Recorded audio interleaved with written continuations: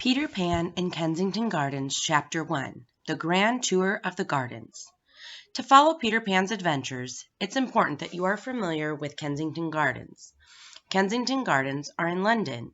No child has ever seen all of the gardens because they are so big that there isn't enough time to see them all.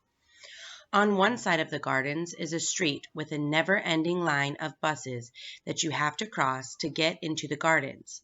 There are many gates into the gardens, but there is only one that you can use to go in. Before you go in, you speak to the lady with the balloons sitting outside. She can't go in because if she were to let go of the fence, the balloons would lift her up and she would fly away.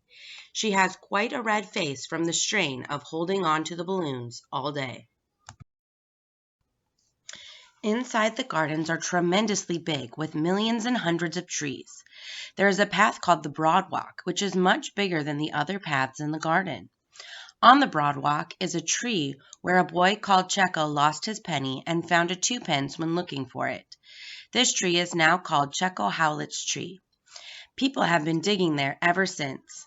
On the way to the round pond is a statue called Big Penny and the baby's palace. A baby once lived in the palace all alone, with lots of dolls. When people rang the bell, she got out of bed, lit a candle, and opened the door in her nightdress. On the right of the Broad Walk is the Baby Walk, which is full of baby prams. From here, you can walk through a passage called Bunting's Thumb to Picnic Street. On Picnic Street, chestnut blossoms fall into your mug as you are drinking. The round pond is the very middle of the gardens. The best boat to sail on the round pond is a stick boat. As you walk around pulling it by the string, you see little men running about the deck and sails rise magically to catch the breeze. Lots of paths lead to the pond. Some of them are ordinary paths, but others are paths that have made themselves. They are wide at one spot and very narrow at another. These paths make themselves at night after the gates are closed, like all the most wonderful things that happen in the gardens.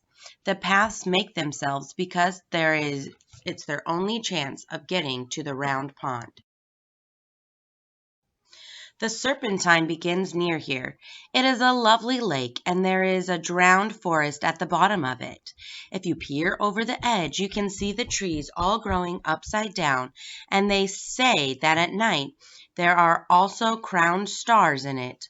Only a small part of the Serpentine is in the gardens before it passes under a bridge to far away where the Bird's Island is.